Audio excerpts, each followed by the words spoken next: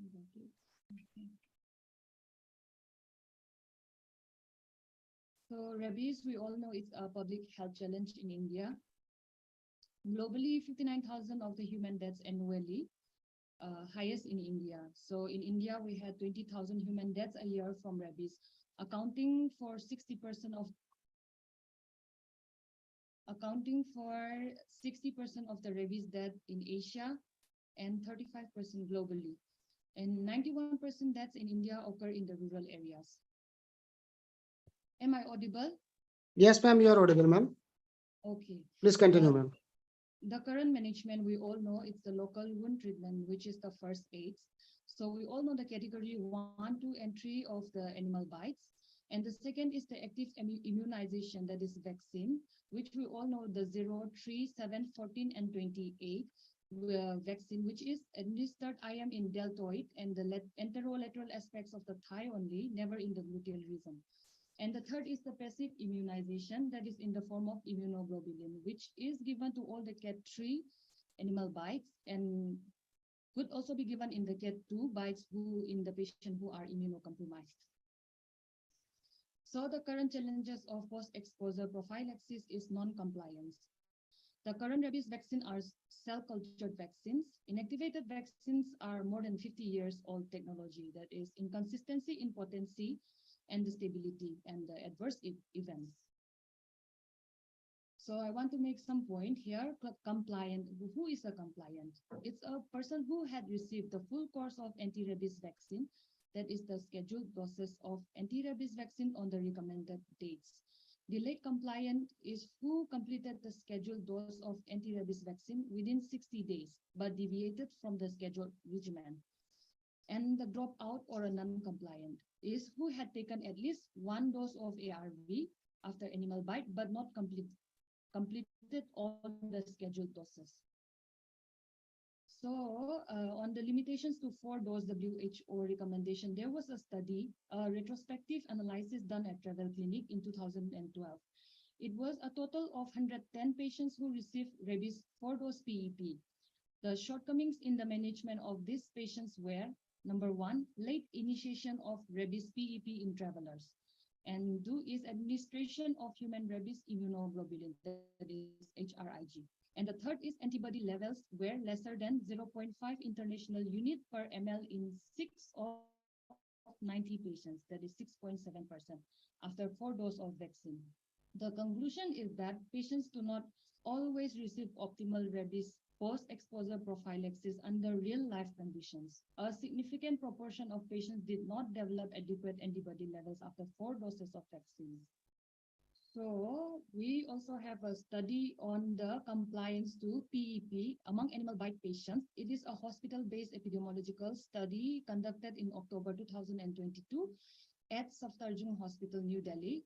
A sample size of 360 animal bite patients.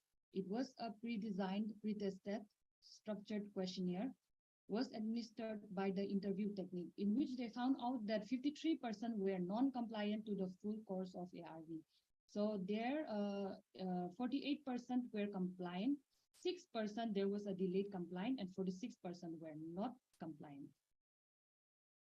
In another study, at Municipal Corporation Hospitals, Bangalore, sample size of 215 animal bite patients. In here also, the compliance rate for IM rabies vaccination was 60% only. The major constraint for compliance to complete anti-rabies vaccine was the loss of wages in 47% of the sample size. And the second is forgotten dates in 18%. Loss of wages was 47%, forgotten dates in 18%. Cost incurred in 13%, and distance of the hospital in 11%, interferences with school timing in 11%. Yes, can you hear me? Hello? Yes, ma'am, I can hear you. You can hear me? I would also like to make a point on the evolution of the rabies vaccine. I want to talk about the rabies vaccine, which was discovered in 1885 by Louis Pasteur. So it was actually nervous tissue derived, and it was a live attenuated vaccine for a total of 31 doses, which in 1911, it was inactivated vaccine. And in 1976, so finally the cell culture derived inactivated vaccine was introduced. Until now, we are following this one, 0371428. So this one. So meeting the unmet, now introducing a novel vaccine with simple and shorter regimens, that is Travis. So Travis, let me say some points about Travis. It is the first protein subunit vaccine prepared by VLP, virus-like particle platform technology. So first vaccine with 3-dose IM regimen, that is on 0, 3, and 7 days. So it has a better compliance due to easy flow and less visits. And it is convenient and ready to use. And one thing is reconstitution is not needed. Mhm. So I would also like to make a point on the VLP technology. VLP virus-like particles are protein complexes and they exist as nanoparticles. VLPs are similar to native virus particles, but they do not have the viral genome. So they cannot replicate, but can mimic the viral antigenicity without being pathogenic. They are capable of inducing a strong humoral and cellular immune response. So in the clinical phase 3 trial, in the trial study, phase 3 trial study, the aim was to evaluate immunogenicity and safety of the rabies G protein vaccine administered as a simulated post-exposure immunization in healthy volunteers. Total subjects of 800 were taken.